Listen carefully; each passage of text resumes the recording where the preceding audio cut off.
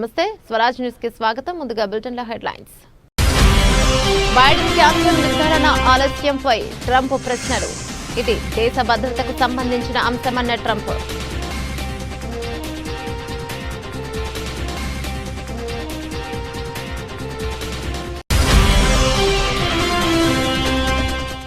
పెరుగుతున్న కరోనా కేసులతో భారత్లో ఆందోళన. నిన్నటికి దేశవ్యాప్తంగా 257 యాక్టివ్ కేసులు.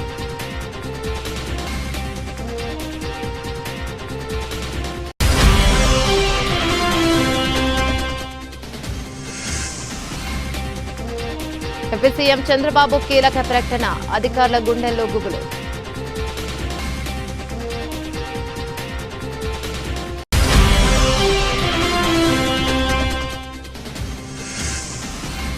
నిరుపేదలకు ఇంటి జాగా ఇవ్వలేం. మరో హామీపై చేతులెత్తేసిన ముఖ్యమంత్రి రేవంత్ రెడ్డి.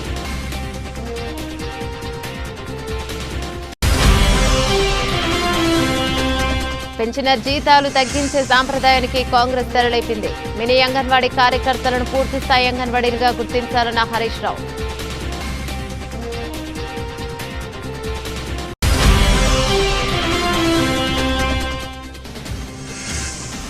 కాళేశ్వరం దర్యాప్తులో మలుపు. మాజీ సీఎం కేసీఆర్ విచారణకు రంగం సిద్ధం.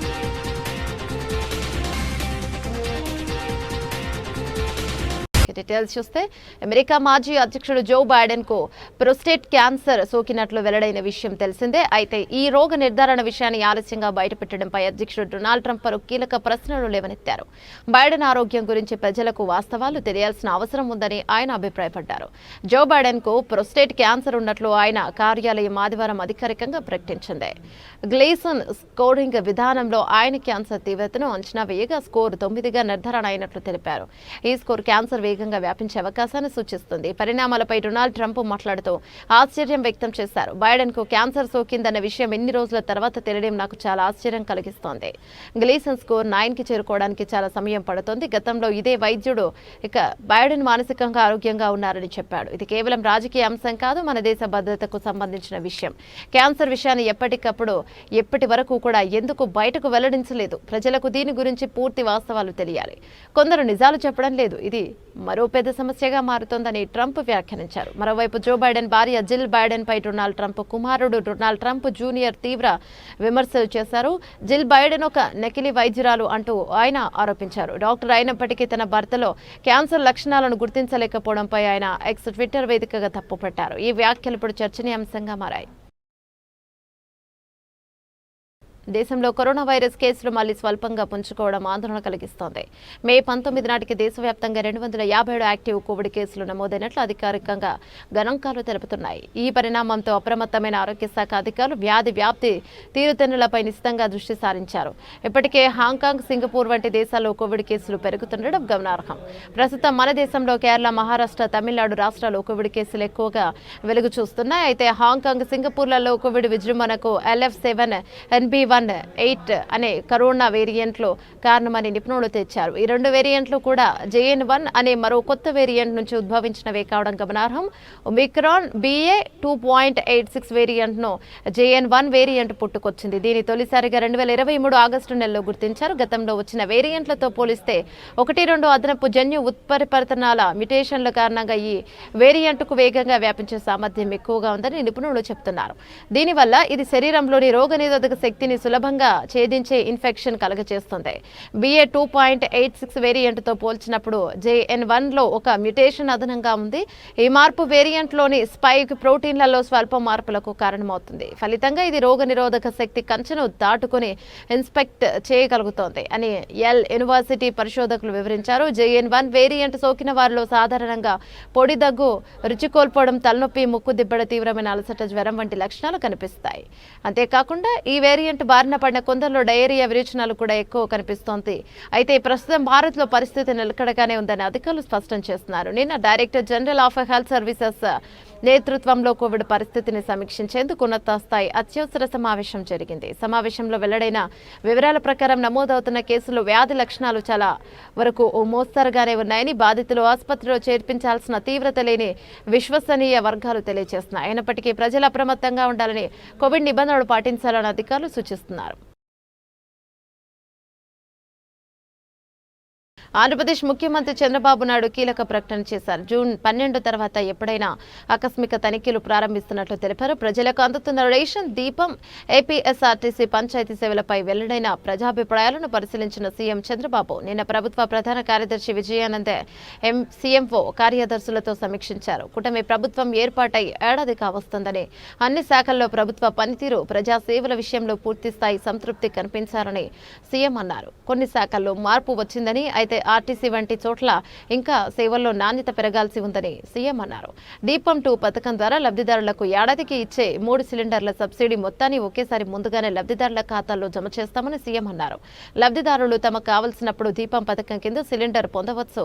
అయితే వారికి 3 సిలిండర్లకు ఇచ్చే మొత్తాన్ని ప్రభుత్వం ముందుగానే చెల్లిస్తుందన్నారు. రేషన్ సరుకుల పంపిణీపై అభిప్రాయాలు పరిశీలిస్తే మీరు ఈ నెల రేషన్ సరుకులు తీసుకున్నారా అని ప్రశ్నించగా 74% మంది అవునని, వాటి నాణ్యత ఎలా ఉంది అంటే బాగుందని 76% మంది చెప్పారన్నారు. రేషన్ పంపిణీలో నాణ్యతపై ప్రజల సంతృప్తిలో పశ్చిమ గోదావరి జిల్లా ప్రథమ స్థానంలో ఉందని చెప్పారు. అదేవిధంగా గ్యాస్ డెలివరీ సమయంలో డబ్బులు డిమాండ్ చేస్తున్నారా అనే అంశంలో 62% మంది లేదని, పలు చోట్ల ఈ విషయంలో సమస్య ఉందని చెప్పారన్నారు. ఆర్టీసీ సేవల విషయంలో ప్రయాణికుల నుంచి ఆశించిన స్థాయిలో సంతృప్తి వ్యక్తం కాలేదని, ఈ విషయంలో అధికారులు మరింత ప్రభావవంతంగా పనిచేయాలని సీఎం ఆదేశించారు. బస్టాండ్లో త్రాగునీటి సౌకర్యం, టాయిలెట్ల నిర్వహణ విషయంలో ప్రయాణికుల నుంచి అసంతృప్తి వస్తోందని, దీన్ని సరిచేసుకోవాలని సీఎం సూచించారు. త్రాగునీటిపై 44%, టాయిలెట్లపై 55% మంది సంతృప్తి వ్యక్తం చేశారన్నారు. ఇక పంచాయతీ సేవల విషయానికి వచ్చేసరికి ఇంటి నుంచి చెత్త సేకరణ జరుగుతోందా అనే ప్రశ్నకు 60% మంది అవునని చెప్పారని, గతంలో పోల్చుకుంటే గ్రామీణ ప్రాంతాల్లో చెత్త సేకరణ మెరుగైందని సీఎం అన్నారు. రానున్న రోజుల్లో డ్వాక్రా మహిళలకు తడి చెత్త నిర్వహణ బాధ్యత అప్పగించి కంపోస్టు తయారీ చేపడతామని సీఎం తెలిపారు. ప్రభుత్వ సేవల్లో డేటా అనలిస్టిక్స్ కీలకమని సీఎం అన్నారు. డేటా ఆధారంగా ఆయా ప్రభుత్వ శాఖలు తమ పనితీరును క్షేత్రస్థాయి నుంచి పరిశీలించుకునేందుకు అవకాశం ఉంటుందన్నారు. ప్రజల నుంచి వచ్చే ఫీడ్బ్యాక్ ను సమర్థవంతంగా విశ్లేషిస్తే ప్రభుత్వ మార్పుల్లో అనూహ్య మార్పులు తేవచ్చన్నారు. ఒక ప్రభుత్వ పథకం లేదా కార్యక్రమంపై ప్రజల్లో అసంతృప్తి వ్యక్తమవుతున్న సందర్భంలో వాటిని కారణాలను తెలుసుకుని దానికి అనుగుణంగా అధికారులు 6 ఉద్యోగులు పనిచేయాలన్నారు. ప్రతి శాఖలో ఉన్న అధికారులు ఆయా శాఖలపై వచ్చే డేటాపై అనలిటిక్స్ ద్వారా సేవలను మెరుగుపరచాలని సీఎం సూచించారు. ఇదంతా బాగానే ఉన్న జూన్ 12 నుంచి ఆకస్మిక తనిఖీలు చేయనున్నట్లు సీఎం ప్రకటించడంతో అధికారుల గుండెల్లో ఇప్పటి నుంచే గుబులు రేగుతోందని అంటున్నారు. ముఖ్యమంత్రి ఆకస్మిక పర్యటనలకు వచ్చిన సమయంలో ప్రజలు నేరుగా అధికారులపై ఫిర్యాదు చేసే అవకాశాలు ఉండటంతో వారి భయాందోళనలు వ్యక్తమవుతున్నాయి. అసెంబ్లీ ఎన్నికల సందర్భంగా ఇచ్చిన అనేక హామీలను అటకెక్కించిన కాంగ్రెస్ సర్కారు తాజాగా మరో హామీపై చేతులెత్తేసింది. నిరుపేదల ఇంటి జాగాలు ఇవ్వలేమని, ప్రభుత్వం వద్ద భూమి లేదని ముఖ్యమంత్రి రేవంత్ రెడ్డి పేర్కొన్నారు. నాగర్ కర్నూలు జిల్లా అచ్చంపేట నియోజకవర్గంలోని అమ్రాబాద్ పర్యటనలో స్థానిక గిరిజనులకు ఇదే విషయాన్ని తేల్చి చెప్పారు. సీఎం తాజా ప్రకటనపై విమర్శలు వెల్లువెత్తుతున్నాయి. అసెంబ్లీ ఎన్నికల సందర్భంగా చేవెళ్ల డిక్లరేషన్ పేరిట ఎస్సీ ఎస్టీలకు కాంగ్రెస్ పార్టీ రేవంత్ రెడ్డి అనేక హామీలు ఇచ్చారు. ఎస్సీ ఎస్టీలకు ప్రత్యేకంగా ఇందిరమ్మ పక్కా ఇండ్ల పథకాన్ని అమలు చేస్తామని, ఇల్లు లేని ప్రతి ఎస్సీ ఎస్టీ కుటుంబానికి ఇంటి స్థలంలో పాటు ఇంటి నిర్మాణానికి 6 లక్షలు అందజేస్తామని మేనిఫెస్టోలోను ప్రకటించారు. అధికారంలోకి వచ్చిన తర్వాత అనేక హామీల అమలును అటకెక్కించిన సీఎం రేవంత్ రెడ్డి తాజాగా ఇండ్ల జాగాలపై కూడా చేతులెత్తేశారు. సోమవారం అమరాబాద్ లో ఇందిరా సౌరగిరి జల వికాసం పథకాన్ని సీఎం ప్రారంభించారు. ఈ సందర్భంగా స్థానిక చెంచు మహిళలు గిరిజనులతో సీఎం ముచ్చటించారు. ఈ సందర్భంగా పలువురు చెంచు మహిళలు మాట్లాడుతూ ఇండ్ల స్థలాలను కొనుక్కోలేని దుస్థితిలో ఉన్నామని, ప్రభుత్వమే జాగాలు ఇప్పించి ఇండ్లు కట్టించి ఇవ్వాలని ముఖ్యమంత్రి రేవంత్ రెడ్డిని వేడుకున్నారు. దీనిపై సీఎం రేవంత్ రెడ్డి స్పందిస్తూ ఇండ్ల జాగలు ఇచ్చేందుకు ప్రభుత్వం వద్ద భూమి లేదని తేల్చి చెప్పారు. ఇండ్ల జాగలు మీరే చూసుకోవాలంటూ ఉచిత సలహానిచ్చారు. ముఖ్యమంత్రి సమాధానంతో చెంచు మహిళలు అవాక్కయ్యారు. అటు తర్వాత చెంచుల వరకు ప్రత్యేకంగా ఏదైనా పథకం ఏర్పాటు చేసి ఇండ్ల జాగాలు ఇచ్చే విషయం ఆలోచించాలని మంత్రి సీతక్కకు సూచించారు. ఇండ్ల జాగాలు కావాలంటే సీతక్కనే అడగాలని చెంచు మహిళలకు చెప్పారు. సీఎం తాజా వ్యాఖ్యలతో ఇండ్ల జాగాల పంపిణీ ముచ్చట కూడా ఉత్తదేనని తేలిపోయింది. కార్యక్రమంలో డిప్యూటీ సీఎం బట్టి విక్రమార్క, మంత్రులు ఉత్తమ్ కుమార్ రెడ్డి, పొంగులేటి శ్రీనివాసరెడ్డి, సీతక్క, జిల్లా ఇన్ఛార్జి మంత్రి దామోదర్ రాజనరసింహ పాల్గొన్నారు. మినీ అంగన్వాడీ కార్యకర్తలను పూర్తిస్థాయి అంగన్వాడీలుగా గుర్తించి వారికి పెంచిన వేతనాలను తక్షణం చెల్లించాలని బీఆర్ఎస్ ఎమ్మెల్యే మాజీ మంత్రి హరీష్ రావు డిమాండ్ చేశారు. ఈ విషయంలో కాంగ్రెస్ ప్రభుత్వం తీవ్ర నిర్లక్ష్యం వహిస్తోందని, బీఆర్ఎస్ హయాంలో ఇచ్చిన జీవోను కాపీ కొట్టి ప్రచారం చేసుకోవడం మినహా వారికి చేసిందేమీ లేదని ఆయన తీవ్రస్థాయిలో విమర్శించారు. ఈ మేరకు ముఖ్యమంత్రి రేవంత్ రెడ్డికి హరీష్ రావు బహిరంగ లేఖ రాశారు. గత బీఆర్ఎస్ ప్రభుత్వం 3,989 మంది మినీ అంగన్వాడీ కార్యకర్తల సేవలను గుర్తించి వారిని అంగన్వాడీలుగా అప్గ్రేడ్ చేస్తూ 2023 2023 సెప్టెంబర్లో జీవో ఇచ్చిందని, అయితే ఎన్నికల కోడ్ కారణంగా అది అమలు కాలేదని హరీష్ రావు గుర్తు చేశారు. కాంగ్రెస్ అధికారంలోకి వచ్చాక మంత్రి సీతక్క ఇదే అంశంపై తొలి సంతకం చేశారని, డిసెంబర్ 17న జీవో కూడా ఇచ్చారని, కానీ అది పాత జీవోకు నకలేదని ఆరోపించారు. ఇక ప్రభుత్వం జనవరి 2024 నుంచి 3 నెలల పాటు 13,650 చొప్పున పెరిగిన వేతనం అందించి ఆ తర్వాత మళ్లీ వారి జీతాన్ని ఇక 7,800కి తగ్గించి పాత పద్ధతిలోనే చెల్లిస్తున్నారని హరీష్ రావు ఆవేదన వ్యక్తం చేశారు. ఇది అత్యంత దారుణమని, పెంచిన జీతాలు తగ్గించే సాంప్రదాయానికి కాంగ్రెస్ ప్రభుత్వం తెరలేపిందని ఎద్దేవా చేశారు. మే నెలకు సంబంధించి కేవలం 8 జిల్లాల్లోనే పెరిగిన వేతనాలు చెల్లించి మిగతా జిల్లాల వారిని విస్మరించడం అన్యాయమన్నారు. జనవరి 2024 నుంచి పెండింగ్ లో ఉన్న పూర్తి జీతాలను మినీ అంగన్వాడీలందరికీ వెంటనే చెల్లించాలని, అంగన్వాడీ కేంద్రాలుగా మారిన చోట హెల్పర్లను నియమించాలని, మే నెల జీతాలు అందని జిల్లాలు కూడా తక్షణమే పంపిణీ చేయాలని హరీష్ రావు తన లేఖలో ప్రభుత్వాన్ని డిమాండ్ చేశారు. గ్రామీణ ప్రాంతాల్లో సేవలందిస్తున్న మహిళల కడుపు కొట్టడం సరికాదని హితవు పలికారు. కాళేశ్వరం బ్యారేజీల నిర్మాణ వ్యవహారంలో కీలక పరిణామం చోటు చేసుకుంది. ప్రాజెక్టులో కీలక పాత్ర పోషించారని భావిస్తున్న మాజీ ముఖ్యమంత్రి కేసీఆర్ను విచారించిన క్రాస్ ఎగ్జామినేషన్ చేసిన తర్వాతే ప్రభుత్వానికి తుది నివేదిక సమర్పించాలని జస్టిస్ పినాకి చంద్ర ఘోష్ కమిషన్ యోచిస్తున్నట్లు విశ్వసనీయ వర్గాల ద్వారా తెలుస్తోంది. ఈ పరిణామ నేపథ్యంలో కమిషన్ గడువును ప్రభుత్వం మరో 2 నెలల పాటు పొడిగించింది. వాస్తవానికి షెడ్యూల్ ప్రకారం జస్టిస్ ఘోష్ కమిషన్ గడువు ఈ నెలాఖరుతో ముగియాల్సి ఉంది. మాజీ సీఎం కేసీఆర్ తో పాటు గత ప్రభుత్వంలో మంత్రులుగా చేసిన హరీష్ రావు, ఈటెల రాజేంద్రలను విచారించకుండానే కమిషన్ కు అందిన పత్రాల ఆధారంగా వారి పాత్రను అంచనా వేసి వారం రోజుల్లో నివేదిక ఇవ్వాలని కమిషన్ మొదట భావించినట్లు సమాచారం. ఈ నెల 22వ తేదీ తర్వాత ఎప్పుడైనా నివేదిక సమర్పించవచ్చని కమిషన్ గతంలో సంకేతాలు కూడా ఇచ్చింది. అయితే ఒక వ్యక్తికి పైగా అభియోగాలు నమోదు చేసేటప్పుడు ఈ ఆరోపణలపై సదరు వ్యక్తి వివరణ ఇచ్చుకోవడానికి అవకాశం కల్పించాలనేది సహజ న్యాయ సూత్రం. ఈ సూత్రాన్ని అనుసరించి మాజీ ముఖ్యమంత్రి కేసీఆర్ను విచారణకు ఆహ్వానించి ఆయన అభిప్రాయాలు, వివరణలు తీసుకున్న తర్వాతే ముందుకు సాగాలని కమిషన్ నిర్ణయించుకున్నట్లు తెలుస్తోంది. ఈ క్రమంలోనే కమిషన్ విచారణ గడువును జూలై 31వ తేదీ వరకు పొడిగిస్తూ సోమవారం ప్రభుత్వ నిర్ణయం తీసుకుంది. ఈ మేరకు నీటిపారుదల శాఖ ముఖ్య కార్యదర్శి రాహుల్ బోజా జీవో జారీ చేశారు. త్వరలోనే కేసీఆర్ కు కమిషన్ సమన్లు పంపించే అవకాశాలున్నాయని, సమన్లు అందిన వారం రోజుల్లోగా విచారణకు హాజరు కావాలని కమిషన్ కోరవచ్చని సమాచారం. గతంలో ఛత్తీస్గఢ్ విద్యుత్ కొనుగోలు, Yadadri Bhadradri thermal power plant నిర్మాణాలపై విచారణ జరిపిన జస్టిస్ ఎల్ నరసింహారెడ్డి కమిషన్ కూడా కేసీఆర్ కు సమన్లు పంపింది. మీ మీద ఫలానా వ్యక్తులు ఆరోపణలు చేశారు, వారిని క్రాస్ ఎగ్జామినేషన్ చేయడానికి మీరు అవకాశం ఇస్తున్నామంటూ ఈ సమన్లలో పేర్కొన్నారు. అయితే విచారణ పూర్తి కాకుండానే తనను దోషిగా ప్రకటించేలా జస్టిస్ నరసింహారెడ్డి ప్రకటనలు చేస్తున్నారు. కేసీఆర్ న్యాయస్థానాన్ని ఆశ్రయించారు. దీనిపై స్పందించిన సుప్రీంకోర్టు జస్టిస్ ఎల్ నరసింహారెడ్డి వ్యవహార శైలిపై అభ్యంతరాలు వ్యక్తం చేసి ఆయన విచారణ బాధ్యతల నుంచి తప్పించింది. తర్వాత విద్యుత్ విచారణ కమిషన్ బాధ్యతలు స్వీకరించిన జస్టిస్ మదన్ భీమరావు లోకో ఛత్తీస్గఢ్ విద్యుత్ కొనుగోలు, యాదాద్రి భద్రాద్రి థర్మల్ నిర్మాణాలను సమర్థిస్తూ కేసీఆర్ రాసిన లేఖను ఆయన అభిప్రాయాలుగా పరిగణలోకి తీసుకున్నారు. ఈ పూర్వపు అనుభవాల నేపథ్యంలో జస్టిస్ ఘోష్ కమిషన్ మరింత జాగ్రత్తగా, పకడ్బందీగా వ్యవహరిస్తూ కేసీఆర్ కు తన వాదన వినిపించుకునే పూర్తి అవకాశం కల్పించాలని భావిస్తున్నట్లు స్పష్టమవుతోంది. సూర్యాపేట జిల్లా కోదాడ బస్టాండ్ 16.85 కోట్లతో ఆధునీకరణకు పనుల ప్రగతిపై సమీక్ష నిర్వహించిన ఉత్తమ్ పద్మావతి రెడ్లకుంట లిఫ్ట్ నిర్మాణ పనులను పరిశీలన చేస్తున్నారు. చిల్లకూరు మండలం నారాయణపురంలో 20 కోట్లతో నారాయణపురం నుండి బాలాజీనగర్ కు R&B డబుల్ రోడ్డు శంకుస్థాపన చేశారు. కోదాడ మండలం తొగర్రాయి గ్రామంలో 8 కోట్లతో తొగరాయి నుండి శీతల తండా వరకు R&W రోడ్డుకు శంకుస్థాపన చేశారు. కోదాడ మండలం కూచిపూడి గ్రామంలో 16 కోట్లతో కూచిపూడి నుండి తొగరాయి సబ్ స్టేషన్ వరకు R&B డబుల్ రోడ్డుకు శంకుస్థాపన చేశారు. కోదాడ పట్నం బాలాజీనగర్ తండాలో 2.0 కోట్ల రూపాయలతో నూతనంగా నిర్మించిన 33 యాబ్లెక్ 11 KVA విద్యుత్ సబ్ స్టేషన్ ప్రారంభోత్సవ కార్యక్రమాన్ని నిర్వహించారు. ఈ సందర్భంగా ఎమ్మెల్యే ఉత్తమ్ పద్మావతి మాట్లాడుతూ ఇల్లు లేని అర్హులైన పేద ప్రజలకు ప్రతి ఒక్కరికి కాంగ్రెస్ ప్రభుత్వంలో ఇల్లు నిర్మించేస్తామని హామీ ఇచ్చారు.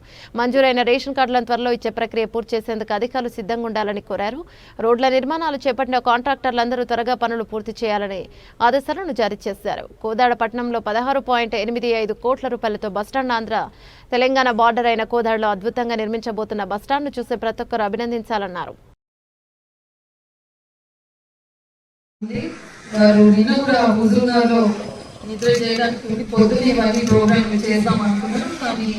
మన ముఖ్యమంత్రి గారు వాటిని చాలా లేట్ అయ్యాక ఫోన్ చేసి వారి సొంత కాన్స్టిట్యున్సీలోని వారు నిర్వహించే ప్రోగ్రామ్ కి సార్ ఉండాలి తప్పగా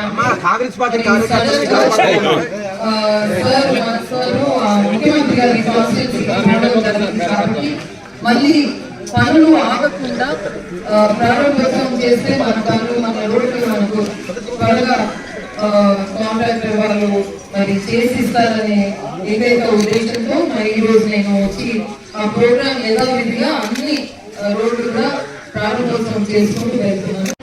మన నియోజకవర్గంలో మరి ఒక రోడ్డు ఇప్పుడే కూచిపూడి నొగర్రాయి రోడ్డు కూడా 12 కోట్లు తెచ్చి అక్కడ వేస్తున్నాం. ఇక్కడ 8 కోట్లు. మరి మీరందరూ కూడా వెయిట్ చేసి మరి సన్న బియ్యం కూడా మన ప్రియతమ నాయకుడు మీ అందరికి ఇస్తున్నారు. మీరందరు తీసుకుంటున్నారని నేను అనుకుంటున్నాను. అందరు హ్యాపీగా ఉన్నారా? అందరు ఫోన్ చేసుకుంటున్నారా? ఈ రోజు యాక్చువల్లీ ఉత్తమ్ కుమార్ రెడ్డి గారు వస్తా అనుకున్నారు.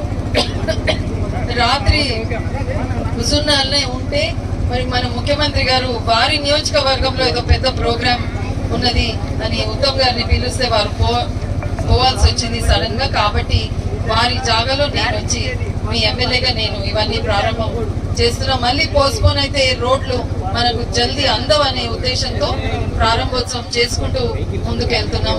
మరి మొన్న ఇండ్ల విషయం వచ్చింది. నేను అందరినీ లేని వారిని అందరినీ కూడా పేర్లు తీసుకుంటున్నాం.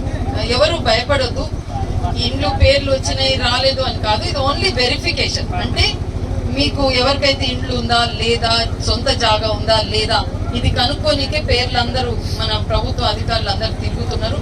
తర్వాత అదంతా ప్రక్రియ పూర్తయినాక మళ్ళీ మనము ఇండ్లు ఎవరెవరికి లేదు ఏందని కూర్చొని మనం గ్రామ సభ పెట్టుకుని చేసుకుందాం. ఓకేమా? జై హింద్. Thank you. దేశం కోసం త్యాగాలు చేస్తున్న సైనికులకు వందనం. వారికి బాసటగా నిలుద్దాం. ప్రధాని మోదీకి అండగా నిలుద్దామని ఎంపీ రఘునందన్ రావు అన్నారు. పాకిస్తాన్లోని ఉగ్ర స్థావరాల ధ్వంసమే లక్ష్యంగా భారత త్రివిధ దళాలు చేపట్టిన ఆపరేషన్ సింధూర్ విజయవంతాన్ని పురస్కరించుకుని సైనికులకు సంఘీభావంగా సిద్దిపేట జిల్లా కేంద్రంలోని తిరంగా యాత్రను నిర్వహించారు. స్థానిక వెంకటేశ్వర దేవాలయం నుంచి లాల్ కమాన్ వరకు తిరంగా ర్యాలీ నిర్వహించారు. సందర్భంగా ఎంపీ మాట్లాడుతూ దేశ ఔన్నత్యాన్ని కాపాడుకోవడానికి ఎంతటి త్యాగానికైనా సిద్ధంగా ఉన్నామని సంకేతాన్ని మన సైనికులు ప్రపంచ దేశాలకు తెలిపారన్నారు. భారత సైన్యానికి సంఘీభావంగా సైన్యం బార్డర్ మీద ఎన్ని గంటలు వెళ్తుందో మీకు తెలుసు. కనీసం మంచు కురుస్తున్నా, పక్కన బాంబులు వెళ్తున్నా కదలకుండా ఇటాలీలో ఉన్న మనమందరం కూడా ఈ దేశం కోసం కంటం ఎంచుకొని శ్వసిస్తున్న మనమందరం కూడా వాళ్ళు రోజు 28 గంటలు డ్యూటీ చేస్తారు.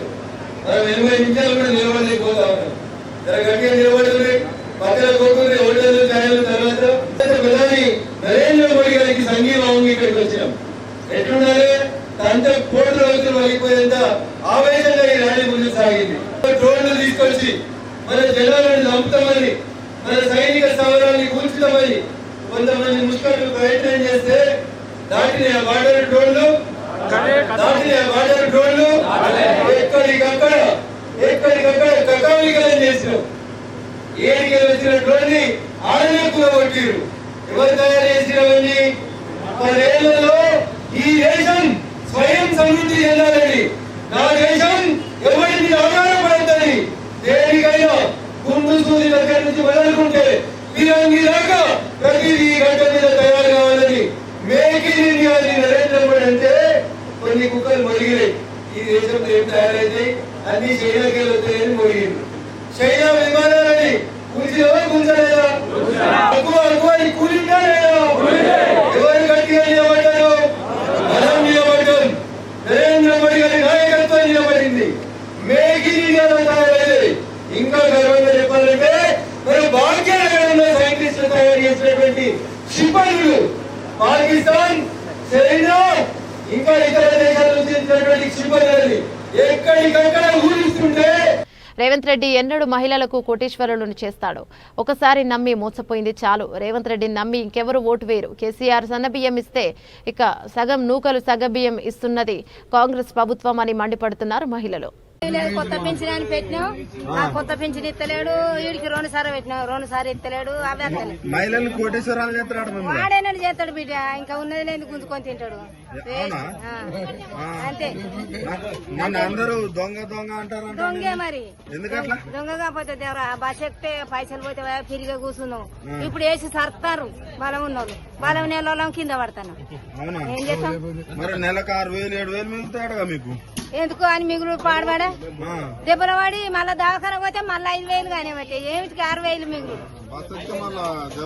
మరి పడితే కొడుతుర్రు, సదనైన వాళ్ళు కొడుతుర్రు, నూకేస్తారు. నూకేసే వరకు దిప్పుకు అంటే ఏం చేస్తాం. రేవంత్ రెడ్డి వచ్చినాక గ్యాస్ 500 వస్తుందా? మాకైతే ఎత్తలేదు ఈ వరకు. తులం బంగారం ఆయన బంగారం మీద మన్నుపోయా, ఇంకా తులం ఇస్తాడా? ఇంకా అప్పుడన్నా 1,16,000 ఏమో వచ్చినాయి. అయితే ఇప్పుడు ఇంకో మాట అంటాడు, నేను మహిళల్ని కోటేశ్వరాలు చేస్తా, వాళ్ళు నాకు అంటాడు. ఓట్లు వేస్తారా మీ మహిళలు అట? వానికి వేసే బదులు పురాగం మొత్తం ఊకోవాలి. వానికి ఓటేయద్దు, వానికి గెలిపియాలి. మరి ఆయన ధీమా చెప్తాడు, మహిళలు ఓటేస్తే సార్ మళ్ళా గెలుతా నేను అంటాడు. గెలవనితి గెలవనితి ఎవడెత్తడో ఎవతెత్తదో ఎవ్వలేయరానికి. అంతేనా? ఎవ్వలేయరు. గ్యాస్ ఎంత కట్టుకుంటాను? 960. మరి ఫ్రీ కరెంట్ వస్తుందా? ఏం లేదు. మరి ఏం చేసినా రేవంత్ రెడ్డి? ఏం చేయలేమని చేసుడు పాడుగానే ఉన్నది ఓడగొడతాడు. పింఛన్ లేస్తాడు, ఏడుతురు పింఛన్ ఉన్నోళ్ళు. లేనోళ్ళు లేకెడతానో ఉన్నోళ్ళు ఏత్తలేరు.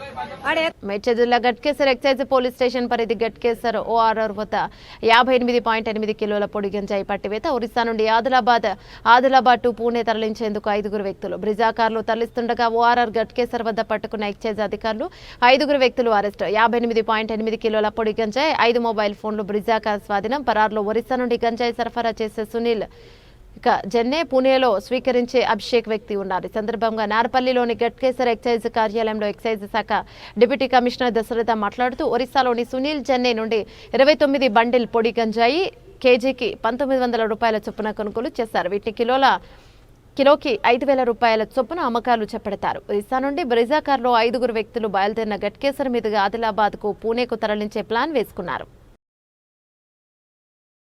To excise superintendent Naveen and assistant excise superintendent Mukund Reddy, SHO Gatkesar excise Ravi and sub inspectors and staff, and the same time press and electronic media మిత్రులందరూ కూడా గుడ్ మార్నింగ్. 19/5/2025 నాడు సుమారు 7 గంటలకి మాకు విశ్వసనీయమైన సమాచారం మేరకు శ్రీ నవీన్ ఎక్సైజ్ సూపరింటెండెంట్ మల్కాజ్గిరి గారి ఆదేశాల మేరకు Mukund Reddy assistant excise superintendent and his team station house office Ghatkesar excise proceeded to near forest ORR exit number 9 Ghatkesar toll plaza Ghatkesar దగ్గర విశ్వసనీయ సమాచారం మేరకు అక్కడ రూట్ వాచ్ చేస్తూ అక్కడి నుంచి ఒక కారు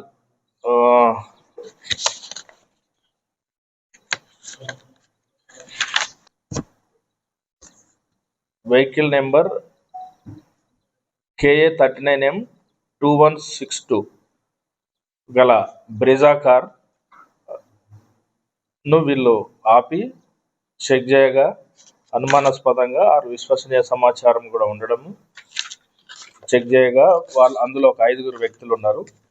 వీళ్ళను విచారించగా వాళ్ళ పేర్లు ఒకటి Govind తప్సలే son of Janardhan age 36, house number 1-10 శంషేర్పూర్ వాడి బల్కి జైగన్ బీదర్ డిస్టిక్ కర్ణాటక. అదేవిధంగా A2 రెండో person Gajanand son of దేవిడ age 21 years same residence. Third accused Andhra Pradesh రాష్ట్రంలో రానున్న 2 రోజుల పాటు భారీ వర్షాలు కురిసే అవకాశం ఉందని ఏపీ విపత్తుల నిర్వహణ సంస్థ మేనేజింగ్ డైరెక్టర్ రోనంకి కుర్మనాథ్ తెలిపారు. రాయలసీమలో కొన్ని చోట్ల పిడుగులతో కూడిన భారీ వర్షాలు కురిసే అవకాశం ఉందని చెప్పారు.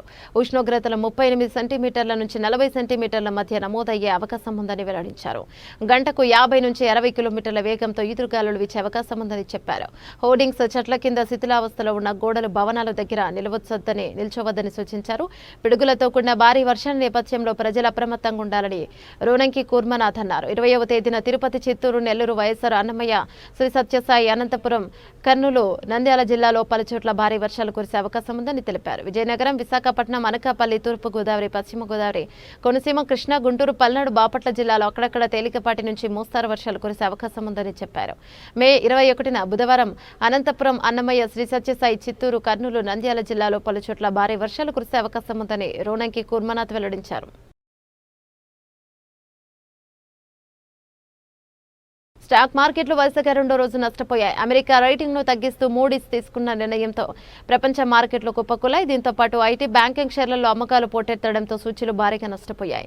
ఒక దశలో 82,000 పాయింట్ల దిగువకు పడిపోయిన 30 షేర్ల ఇండెక్స్ సూచీ సెన్సెక్స్ చివరకు మార్కెట్ ముగిసే సమయానికి 271.17 పాయింట్లు నష్టపోయి 82,559.42 వద్ద ముగిసింది. మరో సూచీ నిఫ్టీ 74.35 పాయింట్లు కోల్పోయి 24,945.45 వద్ద స్థిరపడింది. తీవ్ర ఒడిదుడుకుల మధ్య ప్రారంభమైన సూచీలు చివరి వరకు బేరిష్ ట్రెండ్ను కొనసాగించాయి. మధ్యాహ్నం తర్వాత అంతర్జాతీయ మార్కెట్ల నుంచి వచ్చిన ప్రతికూల సంకేతాలు మార్కెట్లను నష్టాల్లోకి నెట్టాయని దలాల్ స్ట్రీట్ వర్గాలు వెల్లడించాయి. ఐపీఎల్ 2025లో Lucknow bowler Digvesh Rathi Hyderabad Sunrisers batter Abhishek శర్మకు జరిమానా పడింది. సోమవారం జరిగిన మ్యాచ్లో ఆ ఇద్దరు వాగ్వాదానికి దిగారు. అభిషేక్ అవుట్ అయిన సమయంలో దిగ్వేష్ తమ సిగ్నేచర్ స్టైల్ సెండ్ ఆఫ్ ఇచ్చాడు. ఆ టైంలో అభిషేక్, దిగ్వేష్ మధ్య వాగ్వాదం జరిగింది. అంపైర్లో ఫీల్డర్ ఆ ఇద్దరు మెరిట్ పాయింట్ కూడా జతకూడింది. చేంజింగ్ సమయంలో 8వ ఓవర్లో అభిషేక్ భారీ షాట్ కు ప్రయత్నం. యంగ్ టైగర్ ఎన్టీఆర్ పుట్టినరోజు సందర్భంగా అభిమానులకు అదిరిపోయే ట్రీట్ లభించింది. బైడెన్ క్యాన్సర్ నిర్ధారణ ఆలస్యంపై ట్రంప్ ప్రశ్నలు. ఇది దేశ భద్రతకు సంబంధించిన అంశమన్న ట్రంప్.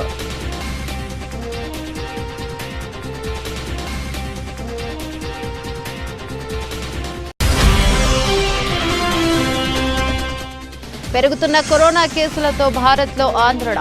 నిన్నటికి దేశవ్యాప్తంగా 257 యాక్టివ్ కేసులు.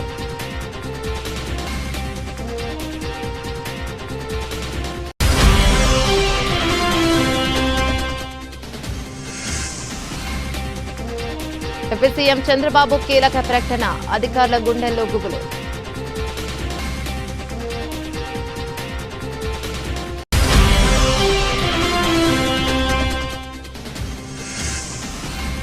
నిరుపేదలకు ఇంటి జాగా ఇవ్వలేం.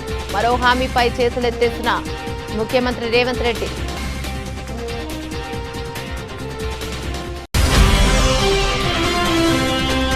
పెంచిన జీతాలు తగ్గించే సాంప్రదాయానికి కాంగ్రెస్ తెరలేపింది. మినీ అంగన్వాడీ కార్యకర్తలను పూర్తిస్థాయి అంగన్వాడీలుగా గుర్తించాలన్న హరీష్ రావు.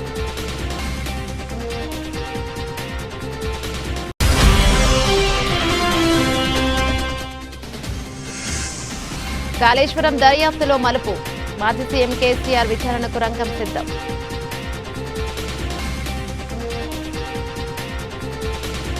మరో బులెటిన్లో మళ్ళీ కలుద్దాం. అంతవరకు సెలవు. నమస్తే.